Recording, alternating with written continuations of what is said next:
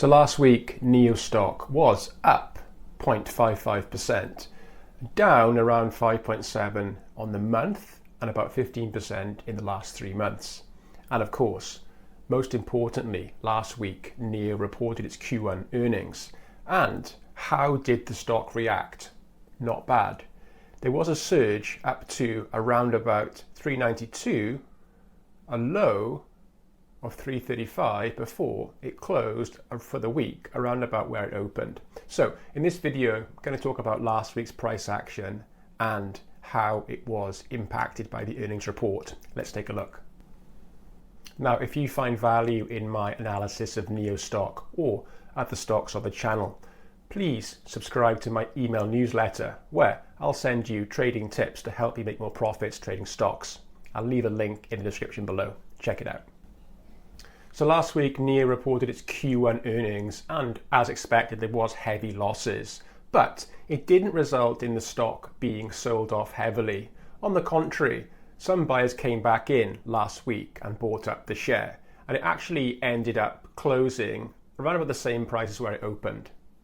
So you can see last week it opened around $3.57, went up to $3.92. The low was $3.35 and it ended up closing at $3.63, so pretty much where it opened. So based on that price action and the price closing where it opened, it does suggest there's a little bit of investor indecision between the buyers and the sellers. And based on NIO posting heavy losses in their report, I think that's quite positive because the stock was not sold off heavily. So overall, based on last week's price action, the investor sentiment seems to be neutral. So looking more closely on the daily chart for NIO at last week's price action, we can see that on the Monday, price fell slightly. And then on Tuesday, the day that NIO reported, price opened low at 340, traded up to the key level of 360.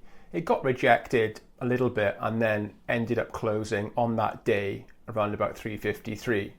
However, on Wednesday, a lot of buyers came back in and clearly saw value in the NIO stock. Perhaps it was because of the sales results. I'm not sure. There was buying activity the day after NIO reported. And then to close out the week, Thursday and Friday, price didn't move that much. And it actually closed on the Friday above the key level of $3.60. Mixed price action last week, but there was no heavy sell-off based on the earnings report. So I think that's positive. So back on the weekly chart, and we can see that the current price of NIO is trading just above that key level of 360, which does appear to be a key level of support for this stock. And I say that because in previous months, it has found support, particularly back in here in April 2024. It bounced off that level and moved back up. And also it hit it twice in August and also around about, August 2024. And there was a big counter trend back up to around about 774, which is sort of highest previous peak. So since then it has fallen through and found support at $3 and moved back up. But it's at the moment it's come back and is sort of teetering around this 360 level. So from 360, where could the share price go? At this level, there appears to be two options where NIO could go over the next few months.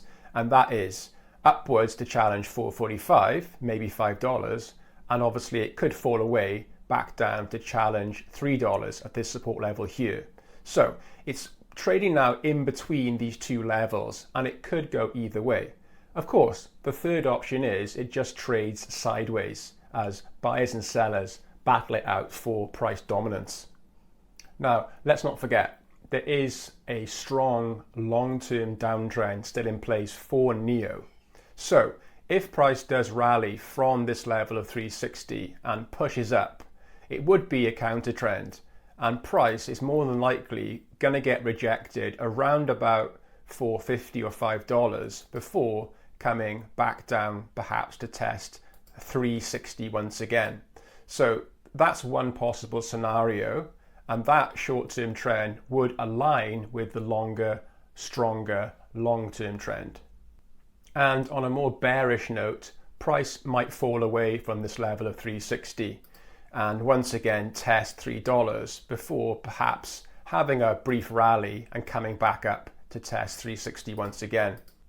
So these are the two likely scenarios. Obviously, one's more bullish and one's more bearish. I think for price action to exceed this level here of like $4.45, $5, or exceed this level here of $3. So basically, for price to break out of these current upper and lower price parameters, I think there needs to be some sort of catalyst, either a bullish catalyst for the upside or a bearish catalyst to push the price lower. I think overall though, NIO over the next few months is more than likely going to trade in between these areas here. Now, although NIO's Q1 report posted heavy losses at 930 million US, sales were up.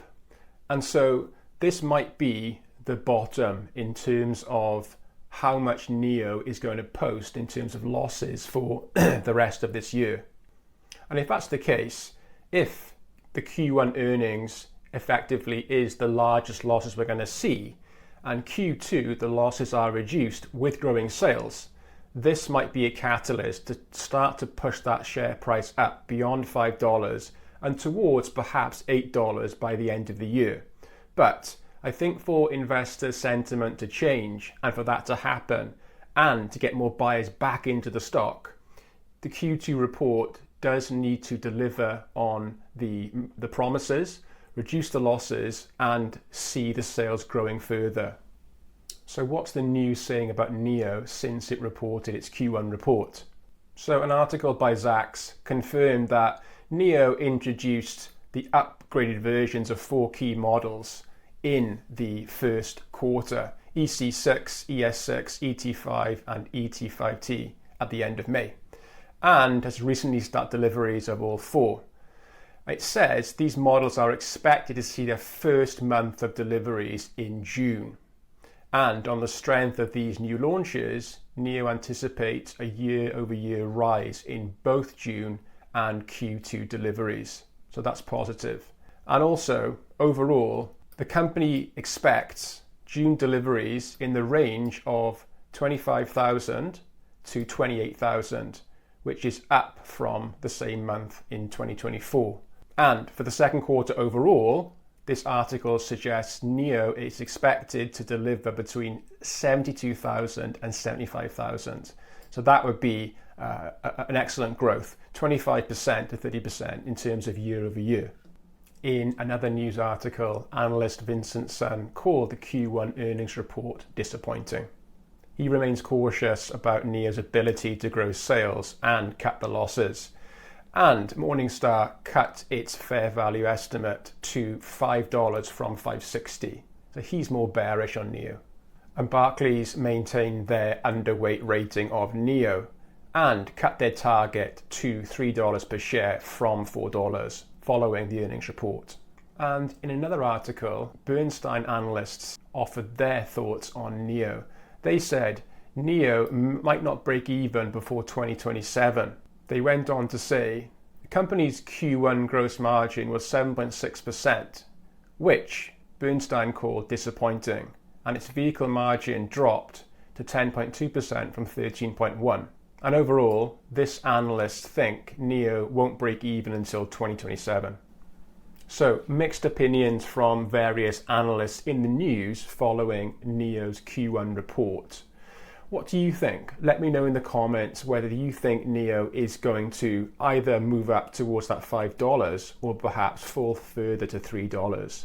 And do you think it's going to reach profitability by the end of this year, by Q4? Let me know what you think. Thanks for watching.